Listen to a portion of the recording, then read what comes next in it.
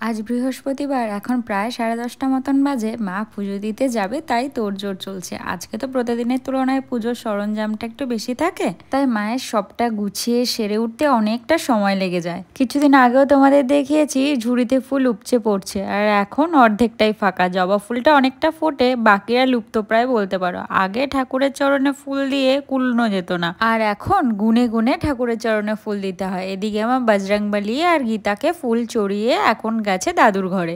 আজ মায়ের তাড়াহুড়োটাও প্রতিদিনের তুলনায় অনেকটাই বেশি। পুজো সেরে আস্তে আস্তে অনেকটাই দেরি হয়ে যায়, তাই পুজো দিতে যাওয়ার তাড়াটাও আজকে অনেকটাই বেশি। নিচের সমস্ত পুজো সেরে তারপরেই মা উপরে পুজো দিতে যায়, তাহলে মায়ের নিচে এসে একেবারেই রান্নাঘরে ঢুকে যেতে পারে। আর আমাদের বাড়ির এই সিংহদুয়ার কখনোই বন্ধ থাকে না। দাঁড়াও একটু বন্ধ করে আসি। কি আর বন্ধ করবো, এই যে এনারা একদম গেট জুড়ে সব সময় পাহারা দিতে বসে থাকে। বাড়িতে কুকুরের উৎপাতে আমাদের টেকা দেয়, গেটের মুখে শুয়ে থাকবে, কিছুতেই বন্ধ করতে দেবে না। একবার যদি সুযোগ পায় তো লাইন ধরে সবাই বাড়ির ভেতরে। এমনটা নয় যে দরজা বন্ধ থাকলে এনারা আসেন না, তারা মাথা দিয়ে গুটিয়ে গুটিয়ে গেট খুলে ভেতরে প্রবেশ করে। বহুত স্মার্ট তারা। শুধু আমাদের টপির এই ট্যালেন্টটা রপ্ত করতে এখনো পারেনি, বাকিরা ভীষণভাবে রপ্ত করেছে।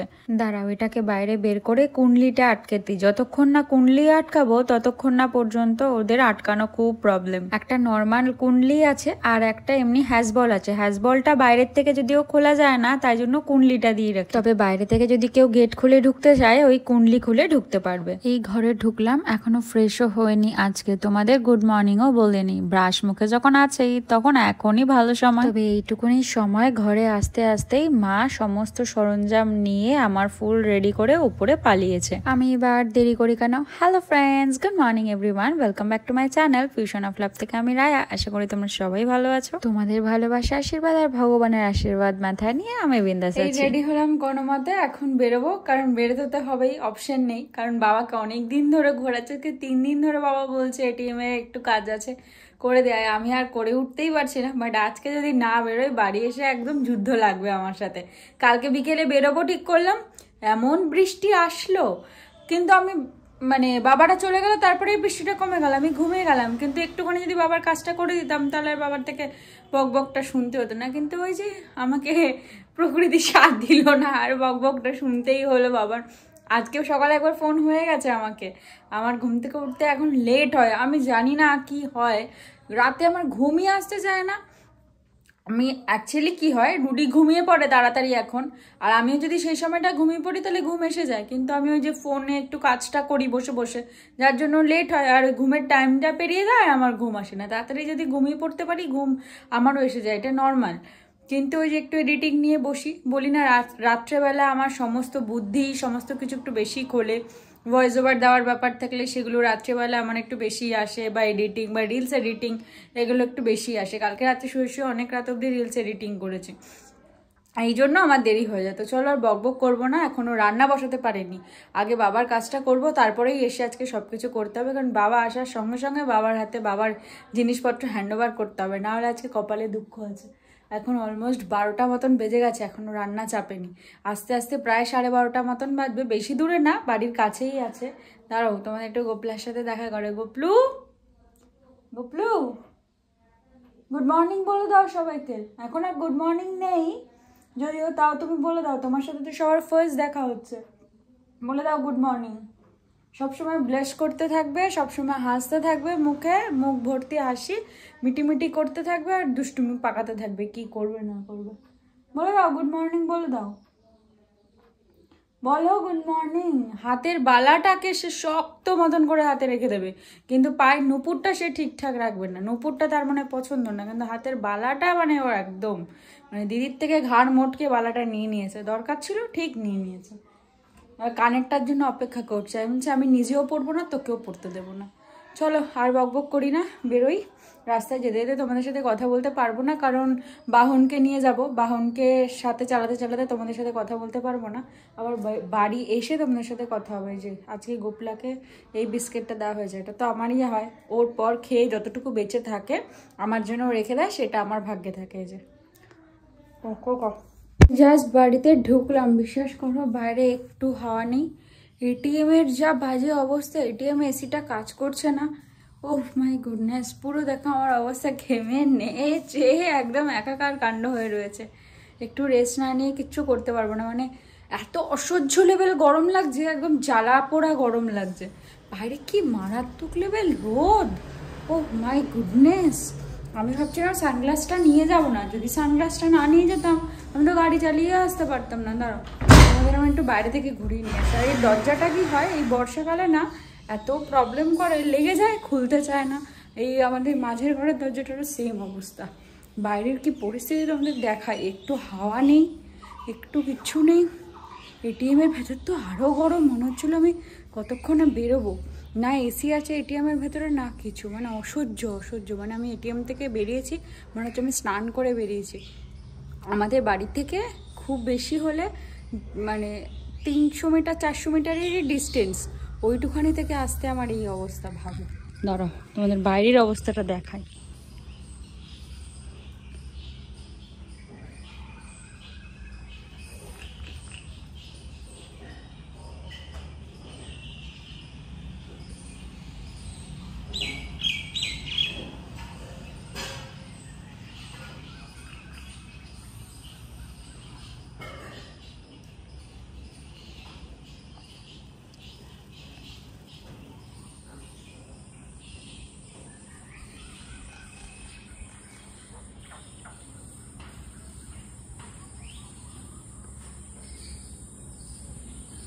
এই সব সেরে নিয়ে আসলাম কিচেনে। আজ তো ডিমের প্রিপারেশন হবে, তবে আগেই অমলেটটা সেরে ফেলি রাতের জন্য। এই গরমে রান্নাঘরে থাকা মানে অস্তিত্ব রক্ষার লড়াই করে নিজেকে টিকিয়ে রাখা।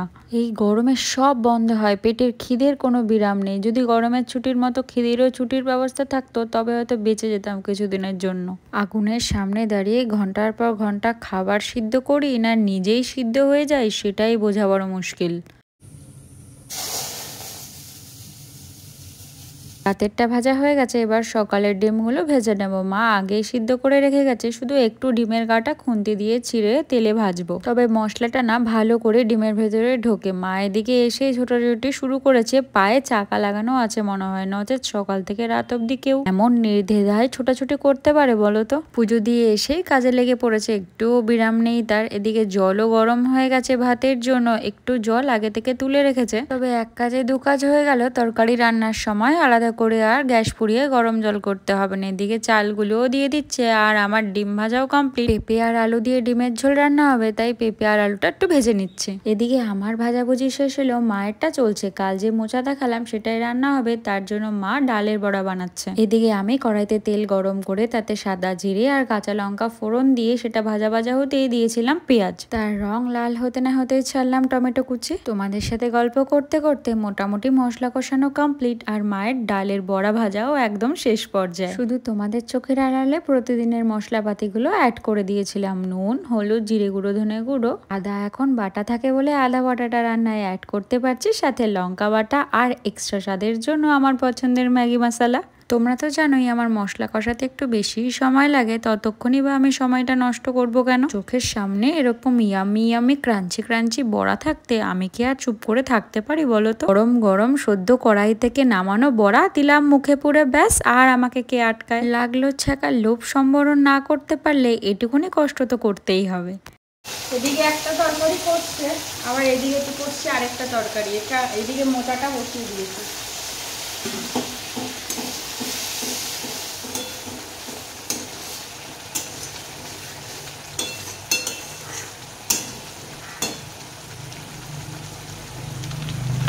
মশলাটা কষে গেছে, মোচাটা দিয়ে দিই, খুব ভালো মতন একটুখানি কষিয়ে নেবো। আগেই মশলা দিয়ে দিয়েছি। মা আমি যেমন মোচা কষিয়ে মশলা দিই, মা তো দেখলেই রান্না করছিল, মা আবার মশলা কষিয়ে তারপরে মোচা দেয়। মা আবার আলাদাভাবে, যদিও মশলাটা আসলে আমি দিয়েই দিয়েছি, মা একটু হাতা খুন্তি নাড়াচ্ছিল দেখলে, আজকে দুজনে মিলে একসাথে হাতা খুন্তি নাড়িয়ে কাজ করছিল একটু গল্প করতে করতে। এরকম সচরাচর হয় না, কারণ আজকে আমার একটু দেরি হয়ে গেছে। হ্যাঁ, মা হাত তো লাগায়, পুরোটাই কোনো দিনও কোনো কিছু আমার ওপর ছেড়ে দেয় না দায়িত্ব।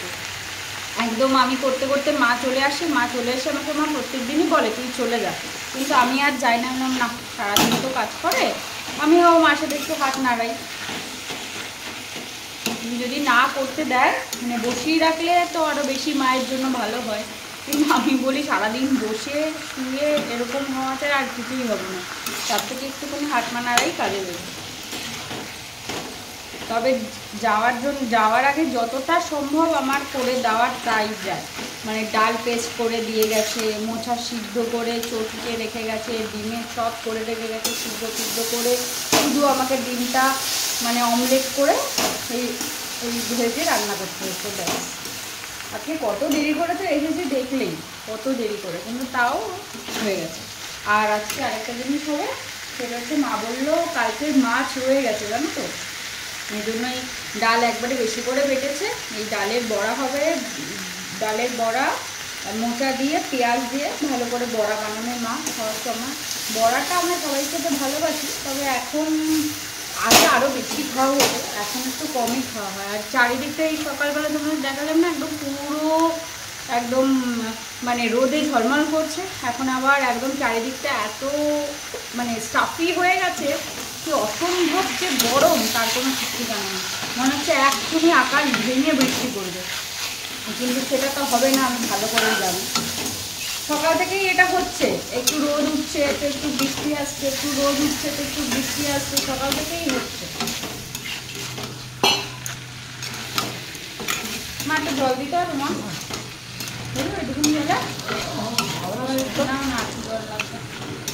আজ আর আধা রান্নাবান্না না, পুরো রান্নাবান্না কমপ্লিট। মা শুধু চেক করে নামিয়ে যাবে। আর গরমে আর পারা যাচ্ছে না, আমি একটু বসেছিলাম, নাহলে এতক্ষণ আমার মুখের অবস্থা খারাপ ছিল। চলো তোমাদের একটু বাইরে ঘুরিয়ে নিয়ে আসি। কি সুন্দর ওয়েদারটা হয়ে গেল, যা বাজে ওয়েদার ছিল। ডাকছিলাম গ্যাসের জন্য, যে জন্য ডাকছিলাম সেটা হয়ে গেছে, যে মা দৌড়ে আসলো, জামা কাপড়গুলো তুলে নিয়ে গেল, না হলে অবস্থা খারাপ হয়ে যেত। এখন প্রায় 1:45 মতন বাজে, সবাই বাড়ি আসবে। আকাশটাও নিজেকে সাজিয়ে ফেলেছে, পুরো অন্ধকার করে এসেছে চারিদিক। এখন মেঘ ভর্তি আকাশটার রংটা না দেখতে কেমন অদ্ভুত লাগে।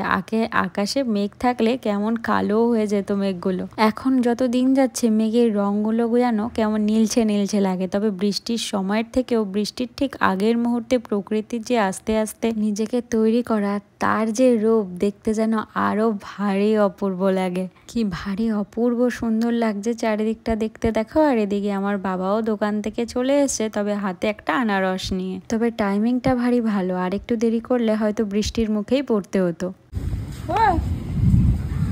বাইরে কি অবস্থা, গুরুম গুরুম আওয়াজ হচ্ছে। আবার এই সঙ্গী হয়েছে, ছোটবেলায় এত ডিস্টার্ব করতো একে, কিন্তু এখন ওর বন্ধু হয়ে গেছে, এখন ও আর ওকে কিছু বলে না। কিরে খিদে পেয়েছে? যেই মেজমা খাওয়ার কথা শুনেছে চলে আসছে, যেই খাওয়ার দেবে না বলেছে এখনো চলে যাওয়ার জন্য ধান্দাবাজি করছে। দেখো, হাট,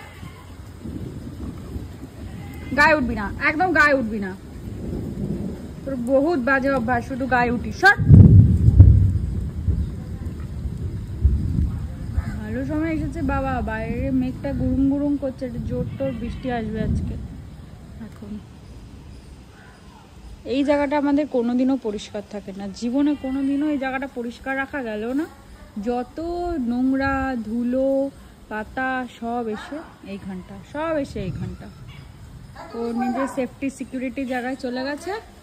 আর হাওয়া বাইরে মারাত্মক দিচ্ছে, দেখা যাক আজকে আবার একটা চান্স নেওয়া যায় নাকি ভিডিওর জন্য, যে মা যাচ্ছে এখন টপিকে খাবার দিতে। পরে যাবে, এখন বাইরে বেরোলে বৃষ্টিতে পড়বা।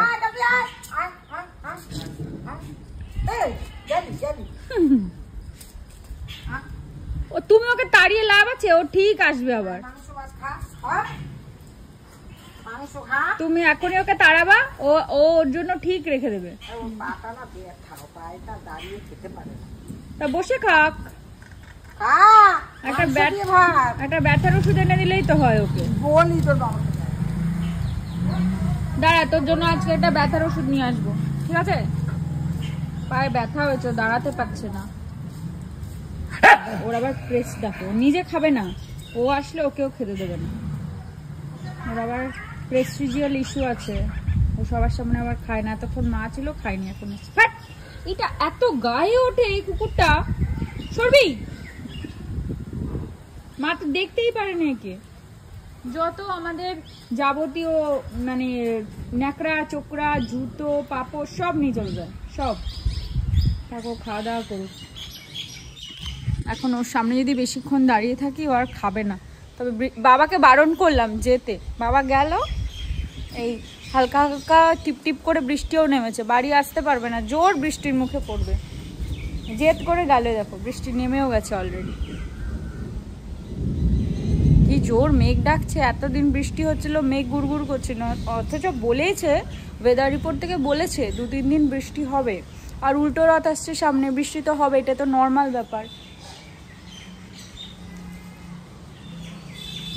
আজকে দেখা যাক এই ওয়েদারে যদি কিছু নামাতে পারি। রোদের উৎপাত থেকে বাঁচার জন্য সারাদিন এই পর্দা দিয়ে ঘরটাকে দম বন্ধ করে রাখতে হয়। তবে এমন একটা ওয়েদারে ছোঁয়া যদি ঘরের ভেতরে প্রবেশ করতে না দিই তবে কেমন হয় বলো তো। তাই স্নান করতে যাওয়ার আগেই ঘরে বাতাসের প্রবেশের সুযোগটা করে দিয়েই যাই নিজে হাতে। দেখো বলতে বলতে বৃষ্টি নেমেও গেল, কোনো চান্সই নিলাম না এই জন্য আজকে। আর এখন সব বাচ্চাগুলো স্কুল থেকে বাড়ি যাবে, আর এখন নেমেছে জোর বৃষ্টি। দেখো কি জোরে বৃষ্টিটা নেমেছে, কোনো মানে হয় এত জোরে এই সময় বৃষ্টিটা নামার? কত ছোট ছোট বাচ্চাগুলো স্কুল থেকে ফেরে এখন পুরো ভিজে ভিজে যাবে, ঠান্ডা লেগে বসে থাকবে। এখন আর কোনো কাজ নেই, একটু ঘুমাই, কাজে দেবে। রুডিকে বলেছি যে তুমি আমাকে ফোন করে একটু টাইমে তুলে দিও, কারণ এখন আমি ঘুমালে তো আমি জানোই যা হতে থাকে। খোলা থাক আমি একটু দাঁড়াচ্ছি। ঘুম থেকে উঠে যায়, আমার কেমন একটা যেন ঘুমটা হচ্ছে, আমি বোঝাতে পারছি না, মানে কোনো অদ্ভুত, এই ঘুমটার কোনো মানেই হয় না, কিন্তু ঘুম পায়। তো রুডিকে বললাম যে আমি ঘুমের আগে তোমাকে টেক্সট করে ঘুমাবো, তুমি আমাকে ঠিক 1.5 ঘন্টা পর তুলে দিও, কারণ আমি কাজে বসতে হবে। তাই বললাম রুডিকে। ও আজকে বেচারা অফিস গেছে, আর আজকে তো ওয়েদার রিপোর্ট থেকে বলেছিল বৃষ্টি হবেই, কিন্তু ও তো গেছে, চলে তো গেছে অফিসে। এবার বৃষ্টি তো নেমেছে, আজকে আমাদের গাড়িটাও ভিজবে, আর ও ভিজে ভিজে আসবে রাত্রেবেলা। তাছাড়া কোনো উপায় নেই, চলো ঘরে যাই, একটু শুই, কারণ তারপরে তাড়াতাড়ি আবার উঠে কাজে বসতে হবে। তবে এমন একটা সুন্দর ওয়েদারকে সাথে নিয়ে ঘুমোতে যাওয়ার আগে ভিডিওটা শেষ করে যায়, তাহলে তোমরাও একটু রেস্ট নিতে পারবে। আজকের মতন আসি, কাল আবার একটা নতুন ভিডিওতে তোমাদের সাথে দেখা হবে। ততক্ষণ তোমরা ভালো থেকো, সুস্থ থেকো, সাবধানে থেকো। আর পুরো ভিডিও ভালো লাগলে একটা লাইক করে দিও, কমেন্ট করে জানিও কেমন লাগলো, আর সাবস্ক্রাইব করে সাপোর্ট করে পাশে থাকার কথা কিন্তু ভুলো না। তবে আজকের মতন আসি, কাল দেখা হবে। মায়ের এই মানি প্ল্যান্ট গাছটা কিন্তু দিনের পর দিন এই বৃষ্টির ছোঁয়া পেয়ে একদম মারাত্মক সুন্দর হয়ে উঠছে।